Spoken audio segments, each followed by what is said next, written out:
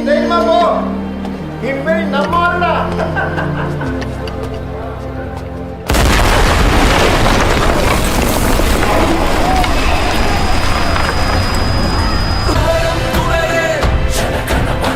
মুভির শুরুতে আমরা ভিক্টর নামের একটি মানুষকে দেখতে পাই যে তার কাজ শেষ করে বাড়ি ফেরার পথে একটি ছোট সড়ক দুর্ঘটনার শিকার হয়। এর ফলে সে তার বাইক স্লিপ করে মাটিতে পড়ে যায়। এরপর যখন সে উঠে দাঁড়ায় তখন সে তার সামনে কিছু একটা জ্বলতে দেখে। এরপর এখানে সিন কাট করে সিটি হসপিটালের একটি দৃশ্য দেখানো হয়। সেখানে হোম মিনিস্টারের নাতনি নিউমোনিয়ার জন্য ভর্তিরত অবস্থায় ছিল, আর হোম মিনিস্টার অনেক বেশি টেনশনের মধ্যে ছিল। পরের দৃশ্যে পুলিশ পুরোপুরি জ্বলে যাওয়া একটি বডি খুঁজে পায়, যেটিকে শনাক্ত করা আসলে অনেক কষ্টসাধ্য ছিল। এই জন্য বডি থেকে পাওয়া কিছু জিনিসের মাধ্যমে এই বডিটিকে শনাক্ত করার জন্য পুলিশ অবসরপ্রাপ্ত প্রধান শিক্ষক সামানা মারিয়ামকে ডাক দেয়, কারণ গতকাল থেকে তার মেয়ে সাবা মারিয়াম মিসিং ছিল।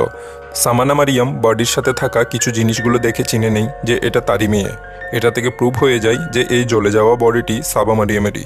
সাবা সেন্ট্রাল বিশ্ববিদ্যালয়ের একজন প্রফেসর ছিলেন। অপরদিকে খবরটি সিএনএন নিউজ চ্যানেলের কাছে পৌঁছে যায়।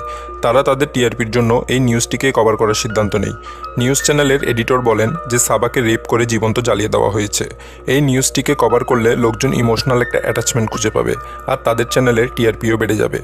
অপরদিকে সেন্ট্রাল ইউনিভার্সিটিতে সাবার মৃত্যুতে একটি শোকসভার আয়োজন করা হয়। সেখানে সবাই একত্রিত হয়েছিল। সেখানে বিশ্ববিদ্যালয়ের ভাইস প্রিন্সিপাল সাবা সম্পর্কে খুব একটা ভালো কথা বলছিল না। তিনি সবাইকে বলেন যে সাবাকে ভুলে গিয়ে আস্তে আস্তে যে যার যার কাজে ফিরে যেতে এবং সামনের দিকে এগিয়ে যেতে। এইসব কথা সেখানকার ছাত্রদেরও ভালো লাগে না। তারা ভাইস প্রিন্সিপালের কথা নিন্দা জানায়।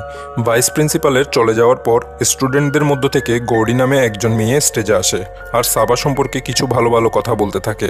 সে বলতে থাকে যে এই সাবা ম্যামের কারণেই তারা তাদের বেঁচে থাকার এক নতুন অনুপ্রেরণা খুঁজে পেয়েছে, আর আজকে তারও মৃত্যুকে তারা এভাবে বৃথা যেতে দিতে পারে না।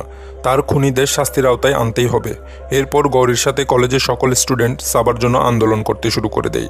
এই আন্দোলনটিকে থামানোর জন্য পুলিশ লাঠিচার্জ শুরু করে। এর ফলে গৌরীসহ কলেজের অনেক স্টুডেন্ট আহত হয়ে যায়।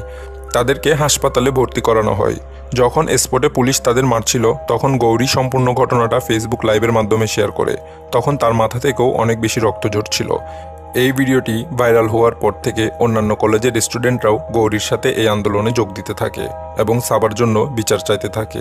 দেখতে দেখতে এই আন্দোলনটা অনেক বড় একটা রূপ ধারণ করে, আর মিডিয়াগুলো একটি ভালো নিউজ কভারেজ পেয়ে যায়। দেশের সকল বিভাগগুলোতে তখন সাবার জন্য বিচারের দাবির আন্দোলন চলতে থাকে, আর অনেকগুলো কলেজের স্টুডেন্টরা তখন এটার জন্য সড়কে নেমে পড়েছিল। হোম মিনিস্টার এই আন্দোলনটিকে নিয়ে অনেক বেশি চিন্তিত ছিল, কারণ কয়েকদিন পরেই চিফ মিনিস্টারের ইলেকশন শুরু হতে যাচ্ছে। এই কারণে সে এই কেসটিকে ডিল করার জন্য একজন স্পেশাল অফিসার এসিপি সজ্জন সিংকে অ্যাপয়েন্ট করে। পরের দৃশ্যে এসিপি সজ্জন সিং স্টুডেন্টদের কাছে আসেন এবং তাদেরকে আশ্বাস দেন যে তিনি সাবার খুনিদের খুব দ্রুতই ধরে সবার সামনে হাজির করবেন। ততদিন পর্যন্ত স্টুডেন্টদেরকে তাদের আন্দোলন বন্ধ করতে বলেন। এরপর এসিপি সজ্জন সিং গৌরীর সাথে দেখা করার জন্য তার কাছে আসেন এবং তার কাছ থেকে পুরো ঘটনাটি জানার চেষ্টা করেন। তিনি গৌরীকে এটাও আশ্বাস দেন যে তিনি 30 দিনের মধ্যেই সাবার খুনিদেরকে ধরে তাদের সামনে নিয়ে আসবেন।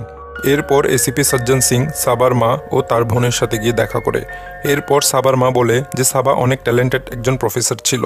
তার ট্যালেন্টের কারণে বাইরের দেশ থেকেও তার কাছে জবের অফার এসেছিল, কিন্তু সে সেন্ট্রাল ইউনিভার্সিটি ছাড়া অন্য কোথাও যেতে চাইছিল না, কারণ সেখানকার স্টুডেন্টদের সে অনেক বেশি ভালোবাসত। তার মা কান্না করতে করতে এটাও বলেন যে সাবা তার স্বপ্ন পূরণ করতে পারেনি। তার আগেই কেউ তাকে এভাবে নির্মমভাবে হত্যা করে ফেলেছে। এসিপি সজ্জন সিংহ সাবার মৃত্যুর জন্য অনেক দুঃখ প্রকাশ করেন, আর সে সাবার খুনিদের ধরার জন্য ইনভেস্টিগেশন শুরু করে দেন। এর মধ্যেই আমরা জানতে পারি যে সজ্জন সিং তার ছেলেকে অনেক বেশি ভালোবাসেন। তার ওয়াইফ কোনো কারণে তাকে ছেড়ে চলে গিয়েছে। তারপর থেকে সে নিজেই একাই তার ছেলেকে লালন পালন করেন, আর তার ছেলেও অনেক বেশি ট্যালেন্টেড একজন ছেলে ছিল। এরপর সজ্জন সিং অনেকদিন ইনভেস্টিগেশন করার পরে তার সাসপেক্টদের একটি লিস্ট তৈরি করে, যাদেরকে ক্রাইম সিনের আশেপাশে দেখা গিয়েছিল। তাদের মতে সাবার বডি পেট্রোল পাম্প থেকে 500 মিটার দূরে পাওয়া গিয়েছিল, আর সেখান থেকে অপর পাশে 500 মিটার দূরে একটি টোল প্লাজা ছিল। সেই টোল প্লাজার সিসি ক্যামেরা ফুটেজ থেকে তারা এটা জানতে পারে যে সেই টোল প্লাজা থেকে ওই পেট্রোল পাম্পের মধ্যবর্তী দূরত্বকে আনুমানিক 4 মিনিটের মধ্যে অতিক্রম করা যেতে পারে। এরপর তারা এটাও জানতে পারে যে একটি স্কুটি এবং কালো কালারের একটি গাড়ি পেট্রোল পাম্প থেকে টোল প্লাজার দিকে তো গিয়েছিল, কিন্তু সেই টোল প্লাজাকে ক্রসই করেনি। মানে তাদের আসল সাসপেক্ট এই দুই যানবাহন থেকে একটি যানবাহনে রয়েছে। এরপর সজ্জন সিং এর কাছে ভিক্টর নামে এক ব্যক্তি আসেন। এটা সেই ব্যক্তি যে মুভির শুরুতে স্কুটি নিয়ে অ্যাক্সিডেন্ট করেছিল। সে সজ্জন সিংকে বলে যে সেদিন রাতে আমি আমার কাজ শেষ করে বাসায় যাচ্ছিলাম, তখনই পেট্রোল পাম্প থেকে কিছুটা দূরে আমি একটি ছোট অ্যাক্সিডেন্টের শিকার হই। যখন আমি মাটি থেকে নিজেকে সামলিয়ে উপরে উঠি তখন আমি দেখতে পাই যে একটি কালো গাড়ি থেকে 4 জন মানুষ বের হয়ে একটি মেয়ের বডির গায়ে আগুন জ্বালিয়ে তাকে পুড়িয়ে ফেলছে। এটি দেখে আমি অনেক বেশি ভয় পেয়ে যাই এবং সেখান থেকে পালিয়ে যাই। সজ্জন সিং ভেক্টরকে তার নিজের সাসপেক্ট লিস্টটা দেখায়। সেখান থেকে সে একজন ছেলেকে চিনে ফেলে যে ওই 4 জন থেকে একজন ছিল। এর ফলে পুলিশ তাকে শনাক্ত করতে পারে এবং সেই ছেলেটিকে তুলে নেয়। তাকে জিজ্ঞাসাবাদের পর পুলিশ তার সাথে থাকা বাকি 3 জন সম্পর্কেও জানতে পেরে যায়। তাদের 4 জনকেই পুলিশ স্টেশনে ধরে নিয়ে আসা হয়, কিন্তু কেউ একজন ততক্ষণে এই খবরটিকে মিডিয়ার কাছে প্রকাশ করে দেয়। সাবার খুনিদের পুলিশ ধরে ফেলেছে। এটা নিয়ে তখন সারা দেশের জনতাদের মধ্যে হইচই শুরু হয়ে যায়। সজ্জন সিং ওই 4 জনকে ইন্টারোগেট করেন, কিন্তু তাদের 4 জনের কেউই মুখ খোলার জন্য প্রস্তুত হয় না, কারণ তারা জানতো তাদের মাথার উপর বড় লোকেদের হাত রয়েছে। এই জন্য পুলিশ তাদেরকে বেশি দিন এই পুলিশ স্টেশনে আটকেও রাখতে পারবে না। ততক্ষণে পুলিশ স্টেশনের বাইরে অনেক বেশি ভিড় জমায়েত হয়ে গিয়েছে। সকলে মিলে সাবার জাস্টিসের জন্য পুনরায় আন্দোলন করতে শুরু করে দেয়। তখন সজ্জন সিং তাদেরকে এটা বোঝানোর চেষ্টা করে যে কোনো প্রমাণ ছাড়া পুলিশ ওই 4 জনকে কোর্টে পেশ করতে পারবে না। তখন তাদের মধ্যে একজন স্টুডেন্ট এসিপি সজ্জন সিংকে বলে যে সে অপরাধীদের কাছ থেকে কত টাকা খেয়েছে, যার কারণে সে এরকম অজুহাত তৈরি করার চেষ্টা করছে। কিন্তু সাবার মা এসিপি সজ্জন সিংয়ের উপর পূর্ণ ভরসা রাখেন। সাবার মা বিশ্বাস করেন যে সজ্জন সিং তার মেয়ের খুনিদের শাস্তির আওতায় নিয়ে আসবেন। এরপর সজ্জন সিং ওই 4 জন সাসপেক্টকে নিয়ে প্রমাণ সংগ্রহ করার জন্য ক্রাইম স্পটে যেতে চাইছিল, কিন্তু ততক্ষণে সজ্জন সিং এর কাছে তার সিনিয়রের কল চলে আসে। সে সজ্জন সিংকে ওই 4 জন অপরাধীদের অন্য একটি পুলিশ স্টেশনে শিফট করার কথা বলতে থাকে এবং তাকেও এই কেস থেকে সরিয়ে ফেলতে চাইছিল। এর ফলে সজ্জন সিং অনেক বেশি কষ্ট পান, কিন্তু তার সিনিয়রের কথা তাকে মেনে চলতে হয়। পরের দৃশ্যে আমরা দেখতে পাই যে ওই 4 জনকে একটি পুলিশ ভ্যানে করে অন্য একটি পুলিশ স্টেশনে শিফট করার কাজ চলছে, কিন্তু সজ্জন সিং রাস্তার মধ্যে ওই 4 জনকে একটি নিরিবিলি জায়গায় নিয়ে আসে। ওই 4 জনকে সজ্জন সিং সেখানে এনকাউন্টার করে দেন। কনস্টেবল মূর্তি তাকে থামানোর চেষ্টা করেন, কিন্তু তিনি তার হাতেও একটি গুলি করে দেয়। এরপর সে পুলিশ রিপোর্টে এটা দেখায় যে ওই 4 জন পুলিশের উপর আক্রমণ করে সেখান থেকে পালিয়ে যেতে চাইছিল, তাই সে তাদেরকে এনকাউন্টার করে মেরে ফেলেছে। এই খবরটা টিভি পর্যন্ত পৌঁছানোর পর চারদিকে এসিপি সজ্জন সিংয়ের জয় জয়কার হতে থাকে। এটা নিয়ে সবাই খুশি ছিল, কারণ সে এরকম ক্রিমিনালদের সাথে একদম সঠিক কাজই করেছে। আর তিনি সাবাকে এটির মাধ্যমে একটি ইনস্ট্যান্ট জাস্টিসও পাইয়ে দিয়েছেন, কেননা কোর্টে গেলে এই অপরাধীরা যে কোনোভাবেই ছুটে যেতে পারত। সাবার মা সজ্জন সিংয়ের এই কাজের ফলে অনেক বেশি খুশি হন, কিন্তু মিডিয়া সজ্জন সিংকে অনেক বেশি প্রশ্নবিদ্ধ করেন। হিউম্যান রাইটসের লোকজন সজ্জন সিংয়ের বিরুদ্ধে একটি কেস ফাইল করে দেয় যে কোর্টের বিচারের অধীনে আনার আগেই কেন সজ্জন সিং ওই 4 জনের জীবন নিয়ে নিয়েছে। এখন প্রেস মিটিংয়ে থাকাকালীন সময়েই সজ্জন সিং হঠাৎ ইমার্জেন্সি এটা জানতে পারেন যে তার ছেলের অ্যাক্সিডেন্ট হয়ে গিয়েছে আর তাকে সিটি হসপিটালে অ্যাডমিট করা হয়েছে। এটা শুনে সজ্জন সিং দৌড়ে তার ছেলের কাছে আসেন। ততক্ষণে সেখানে সজ্জন সিংয়ের ওয়াইফও চলে আসে, আর তার ছেলেকে এই অবস্থায় দেখে সে অনেক বেশি দুঃখী হয়ে যায়। তখনই সজ্জন সিংয়ের সাথে দেখা করার জন্য সাবার মা আসে, আর সে সজ্জন সিংকে বলতে থাকে যে সে যা করেছে তার জন্য ভগবান তাকে অবশ্যই পুরস্কৃত করবেন। পরের দিন কোর্টে সজ্জন সিংয়ের শুনানি ছিল। এখানে তার কেস অ্যাডভোকেট আইএল লড়ছিল, আর তার প্রতিপক্ষে ছিল অ্যাডভোকেট অরিন্দম। কোর্টের বাইরে সকল লোকজন সজ্জন সিংয়ের পক্ষে কথা বলছিল, কারণ সকলের কাছে মনে হচ্ছিল যে সজ্জন সিং ওই 4 জনকে এনকাউন্টার করে খুব ভালো কাজ করেছেন। এরপর সেখানে কোর্ট বসে এবং মিস্টার আইয়ার তার নিজের মতামত রাখেন। কোর্টকে তিনি বলেন যে এই 4 জন সাবা নামের মেয়েটিকে রেপ করে জীবন্ত জ্বালিয়ে দিয়েছিল, আর সজ্জন সিং ওই 4 জনকে এনকাউন্টার করে সাবাকে ইনস্ট্যান্ট বিচার পাইয়ে দিতে সহায়তা করেছে। যদিও কোর্টের কাছে এই বিচারটা আসতো, তাহলে মহামান্য আদালত তাদেরকে ফাঁসির সাজাই দিতেন। এরপর অ্যাডভোকেট অরিন্দম একটি গরিব মহিলাকে উইটনেস বক্সে ডাকেন আর তার কাছে তার মেয়ে সম্পর্কে জানতে চাইলেন। আসলে 14 বছর আগে তার মেয়ে একটি ধনী লোকের বাসায় গৃহকর্মীর কাজ করত। সেখানে 67 বছর বয়সী একটি বৃদ্ধ লোক তাকে ব্রুটাল রেপ করে মেরে ফেলেছিল। তখন অ্যাডভোকেট অরিন্দম কোর্টকে বলেন, যদি জাস্টিস সবার জন্য সমান হয়ে থাকে তাহলে ওই 67 বছর বয়সের লোকটিকেও কেন ইনস্ট্যান্টই মেরে ফেলা হলো না, যে 14 বছর আগে ওই মেয়েটিকে ব্রুটাল রেপ করেছিল? ওই 4 জন ছেলেদের মতোই এই 67 বছর বয়সী লোকটিকেও ইনস্ট্যান্ট মেরে ফেলাই উচিত ছিল, কিন্তু এমন কোনো কিছুই তখন করা হয়নি। এরপর জজ সাহেব অরিন্দমের কাছ থেকে তার মেইন পয়েন্টটা জানতে চায়। তখন অ্যাডভোকেট অরিন্দম কোর্টকে বলেন যে ওই 4 জনকে যেখানে কোর্টে উপস্থাপনই করা হয়নি, তাহলে এটা কিভাবে প্রমাণ হয়ে যায় যে ওই 4 জন আসলে দোষী ছিল? এর পিছনে মেইন রিজন ছিল মিডিয়া। ইন্ডিয়াতে প্রতিদিন সহস্র রেপ কেস হয়, কিন্তু তাদের সম্পর্কে কেউ কোনো কথাই বলতে চায় না।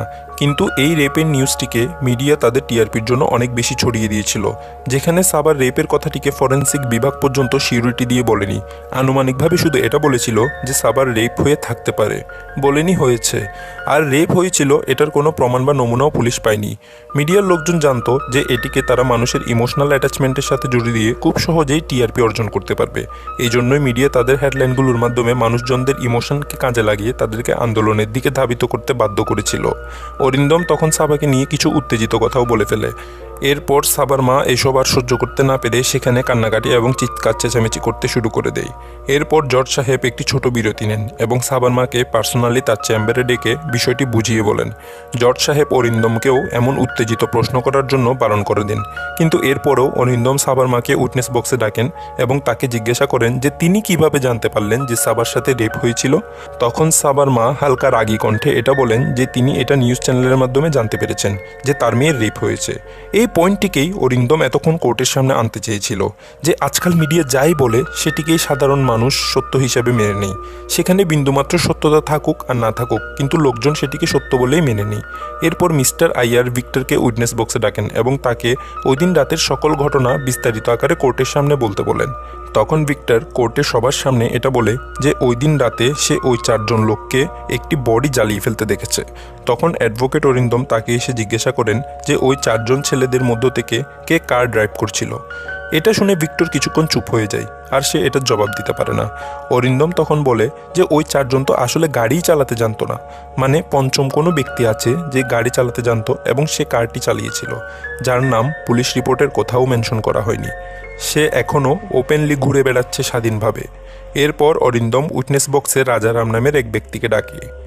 এরপর এখানে সিন কাট করে সাবার মৃত্যুর কয়েকদিন আগের একটি দৃশ্য দেখানো হয়, যেখানে রাজারাম সেন্ট্রাল বিশ্ববিদ্যালয়ে তার মেয়ের ডেড বডি নেওয়ার জন্য গিয়েছিল, কারণ তার মেয়ে বিদ্যা ওই বিশ্ববিদ্যালয়ে পড়াশোনা করত এবং কয়েকদিন আগে সে সেখানে সুইসাইড করেছিল, কিন্তু সেখানকার স্টাফ তাকে কোনো প্রকার সাহায্য করতে বারণ করে দেয়।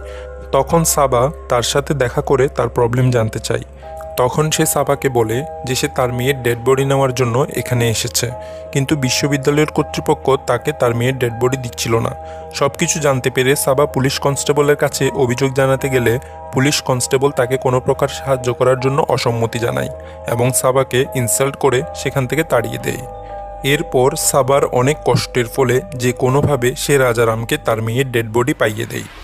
নিজের মেয়ের ডেড বডিটিকে দেখে সে অনেক জোরে জোরে চিৎকার করে কান্না করতে শুরু করে দেয়। তার মেয়ে নিজের স্বপ্ন পূরণ করার জন্য একটি ছোট গ্রাম থেকে এখানে পড়াশোনা করার জন্য এসেছিল। তার পরের দৃশ্যে সেই দিনের কিছুক্ষণ আগের আমরা একটি ঘটনা দেখতে পাই, যেদিন বিদ্যা সুইসাইড করেছিল। সুইসাইড করার কিছুক্ষণ আগে সে লাইব্রেরিতে বসে কান্না করছিল। তার কাছে তখন সাবা এসেছিল এবং তাকে তার কান্নার কারণ জিজ্ঞাসা করলে বিদ্যা সাবাকে কোনো কিছু জানাতে দ্বিধাবোধ করে। মিস্টার অরিন্দম তখন জর্জকে বলে যে বিদ্যা সেন্ট্রাল ইউনিভার্সিটিতে প্রথম সারির ছাত্রী ছিল যে সুইসাইড করেছিল। এর আগেও অনেক ছাত্রছাত্রীরা এভাবে বিশ্ববিদ্যালয় থেকে সুইসাইড করেছিল। এরপর বিদ্যা মারা যাওয়ার পরে সাবা বিদ্যার মোবাইল চেক করে। বিদ্যার মোবাইল থেকে সাবা এটা জানতে পারে যে সাবার মৃত্যুর একমাত্র কারণ হলো প্রফেসর বিয়াদর্শন, মানে কোনো না কোনোভাবেই এই বিয়াদর্শনের মেন্টাল টর্চারের কারণেই তার মৃত্যু হয়েছিল। এখানে আমরা দেখতে পাই যে একদিন কলেজে বিদ্যা অনেক দিনের পরিশ্রমের একটি রিসার্চ পেপার তৈরি করেছিল, যেটি প্রফেসর বিয়াদর্শনকে সে দেখিয়েছিল, কিন্তু প্রফেসর বিয়াদর্শন তার ওই রিসার্চ পেপারটিকে ক্যান্সেল করে দেয় এবং তাকে অনেক অপমান করে এটা বলেছিল যে তার মতো ছোট গ্রামের মেয়ে এখানে এসে কখনো সফলতা অর্জন করতে পারবে না, আর সে যতদিন এখানে থাকবে প্রফেসর তাকে কখনোই সামনের দিকে এগিয়ে যেতে দিবে না। সে বিদ্যার অনেক হাসি তামাশাও করেছিল আর অনেক বেশি ইনসাল্ট করে তাকে সেখান থেকে তাড়িয়ে দিয়েছিল। আর প্রফেসর বিয়াদর্শন তখন তাকে এতটাই স্ট্রেস দিয়েছিল যে ডিপ্রেশনে এসে সে সুইসাইড করতে বাধ্য হয়ে যায়। আর বিদ্যার এই সম্পূর্ণ সুইসাইডের খোলাসা সাবা ভাইস প্রিন্সিপালের মিটিংয়ে সবার সামনে বলে দিয়েছিল। তারপরও ভাইস প্রিন্সিপাল প্রফেসর বিয়াদর্শনের বিরুদ্ধে কোনো প্রকার ব্যবস্থা গ্রহণ করেনি। এরপর প্রফেসর বিয়াদর্শন সাবাকে হুমকি দিয়ে তাকে থামানোর চেষ্টা করে যাতে সে বিদ্যার মৃত্যুকে ভুলে যায় এবং তার সাথে কোনো রকম ঝামেলা না করে, কিন্তু সাবা অনেক সাহসী ছিল এবং সে এইসব ছোটোখাটো হুমকি নিয়ে কোনো প্রকার ভয় পাচ্ছিল না। ঠিক ওই দিনই বিশ্ববিদ্যালয় থেকে বাসায় যাওয়ার সময় সাবার স্কুটি হঠাৎ মাঝ রাস্তায় খারাপ হয়ে যায়, আর এটিরই ফায়দা নিয়ে প্রফেসর বিয়াদর্শন তার গাড়ি দিয়ে সাবাকে সেখানে পিষে দেয়। সেখানেই সাবার মৃত্যু হয়ে যায়। মানে সাবার মৃত্যু প্রফেসর বিয়াদর্শনের কারণে হয়েছিল, তার কোনো প্রকার রেপ করা হয়নি। ঠিক ওই সময়ই হোম মিনিস্টার ইন্টেলিজেন্স এজেন্সির মাধ্যমে এটা জানতে পারে যে সামনের আসন্ন ইলেকশনে তার পার্টি হেরে যেতে পারে, আর যে কারণে সে অনেক বেশি চিন্তিত ছিল। ঠিক তখনই পুলিশ তাকে বলে যে পেট্রোল পাম্প থেকে 500 মিটার দূরে তারা একটি মেয়ের ডেড বডি খুঁজে পেয়েছে, যেটিকে হিট অ্যান্ড রান কেসে কেউ মেরে ফেলেছে। তখনই সামনের ইলেকশনে এটির ফায়দা নেওয়ার জন্য এসিপি সজ্জন সিং হোম মিনিস্টারের সাথে একটি পরিকল্পনা করে। আসলে মিডিয়া হোম মিনিস্টারের অনেকগুলো কুকর্মের তথ্য ফাঁস করে দিয়েছিল, যার কারণে সামনের ইলেকশনে হোম মিনিস্টারের জেতার সম্ভাবনা অনেক কম ছিল। তখনই এসিপি সজ্জন সিং হোম মিনিস্টারকে এটা পরামর্শ দেন যে তিনি যেন সাবার এই হিট অ্যান্ড রান কেসকে একটি রেপ এবং মার্ডার কেসে পরিণত করে দেয়। এর ফলে মিডিয়ার নজর তার সকল কুকর্মগুলো থেকে সরে গিয়ে সাবার এই মার্ডারের দিকে চলে যাবে। এর ফলে মিডিয়াগুলো তার সকল কুকর্মকে হেডলাইনে ফোকাস করার পরিবর্তে সাবার এই মার্ডারের নিউজটির পিছনে ছুটবে এবং সামনের ইলেকশনে তার আর কোনো প্রকার সমস্যা হবে না। তাছাড়া এই কেস সলভ করার পর হোম মিনিস্টার লোকজনদের সিম্পেথিও পেয়ে যাবে, যা তাকে সামনের আসন্ন ইলেকশনে জিতাতে আরও বেশি সহায়তা করবে। এর ফলে সে সহজেই ইলেকশন জিতে যেতে পারবে। এরপর এসিপি সজ্জন সিং 4 জন ছেলেকে ভাড়া করে, যাতে তারা সাবার ডেড বডিটিকে জ্বালিয়ে সেটিকে হিট অ্যান্ড রান কেস থেকে রেপ এবং মার্ডার কেসে পরিণত করে দিতে পারে। তারা ওই 4 জন ছেলের সাথে একটি অন্য লোককেও পাঠিয়েছিল যে কার ড্রাইভ করতে জানতো। কিন্তু এই 4 জন ছেলে যখন বডিটিকে জ্বালাচ্ছিল তখন তা ভিক্টর দেখে ফেলে, কিন্তু সেই পঞ্চম ব্যক্তিটিকে যে গাড়ি চালিয়েছিল তাকে ভিক্টর দেখেনি, কারণ সে গাড়ির বাইরেই আসেনি। এরপর স্টুডেন্টদের যে ছোটোখাটো আন্দোলনটা হচ্ছিল সেখানে ইচ্ছে করে পুলিশকে দিয়ে লাঠিচার্জ করানো হয়েছিল, যাতে আন্দোলনটিকে আস্তে আস্তে বড় আন্দোলনের দিকে ধাবিত করা যায়। এরপর এসিপি সজ্জন সিংকে এই কেস হ্যান্ডেল করতে পাঠানো এবং ওই 4 জনকে ধরে আনা সবই পরিকল্পনা অনুসারে হচ্ছিল। শুধু এই 4 জনকে এনকাউন্টারে মেরে ফেলার প্ল্যান শুধুমাত্র হোম মিনিস্টারেরই ছিল। সজ্জন সিং ওই 4 জনকে মেরে ফেলতে চাইছিল না, কিন্তু হোম মিনিস্টার লোকজনদের অনেক বেশি সিম্পেথি পাওয়ার জন্য সজ্জন সিংকে বলে তাদের মেরে ফেলতে। হোম মিনিস্টারের এমন জেদের কারণে না চাইতেও এসিপি সজ্জন সিং ওই 4 জনকে মেরে ফেলতে বাধ্য হয়। মানে শুধুমাত্র ইলেকশনে নিজেদের জয়লাভ করানোর জন্য ওই 4 জন ছেলেকে এই পলিটিশিয়ান এবং পুলিশ মিলে কলুর বলদ বানিয়েছিল। আর এই সত্যতা সরাসরি প্রকাশ পাওয়ার পর পুলিশ সজ্জন সিংকে গ্রেফতার করে ফেলে। এর কিছুক্ষণ আগেই যেই লোকেরা সজ্জন সিংকে বাহবা করছিল তারা এখন সজ্জন সিংকে গালি দিতে থাকে।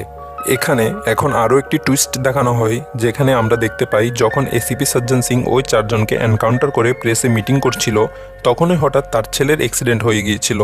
ওই সময় সজ্জন সিং তার ভুলের জন্য অনুশোচনা করতে থাকে। সে অন্য বাবা মায়ের নিরপরাধ ছেলেদের সাথে আজকে যেমনটা করেছে, হোম মিনিস্টারও তার সিম্পেথি পাওয়ার জন্য আজকে তার নিরপরাধ ছেলের সাথেই তেমনটাই করেছে। যেমন কর্ম সে অন্য বাবা মায়ের সাথে করেছে, আজকে তার ছেলের সাথেও কেউ তেমনটা করেছে।